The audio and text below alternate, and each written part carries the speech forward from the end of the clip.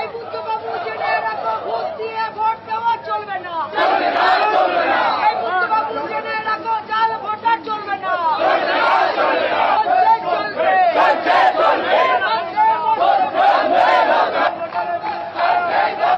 ভালো লাগলে ভোট দেবেন, না হলে দেবেন না। আমি জোর করবার ছেলে নয়, আপনারা ভালো করে জানেন।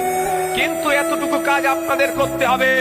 ভোটের নোটিফিকেশন হয়ে যাবে, যে যার বাড়ির সামনে লিখে লিফলেট মেরে দেবেন, সাদা কাগজে লিখবেন যে মাদ্রাসা বাঁচানোর সময়ে, মসজিদ বাঁচানোর সময়ে, ঈদগাহ বাঁচানোর সময়ে আপনি আমাদেরকে, তৃণমূল আমাদেরকে দিল্লি যাওয়ার নিদান দিয়েছে।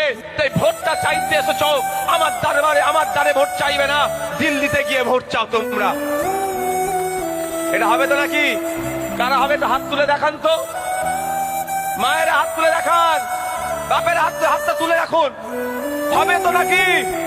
বুঝিয়ে দেবো তো মমতা ব্যানার্জিকে যে মাদ্রাসা বাঁচানোর জন্য তুমি আমার পাশে ছিলে না, মসজিদ বাঁচানোর সময় তুমি আমার পাশে ছিলে না, আমার বাপ দাদুর কবরটাকে বাঁচানোর জন্য তোমাকে আমার পাশে পাইনি, উল্টে তুমি আমাদের নামে মিথ্যা মামলা দিয়েছো। সামনে ভোট আসছে, তুমি আমাদের ভোটের আশা করো না। এটা বলবেন তো নাকি?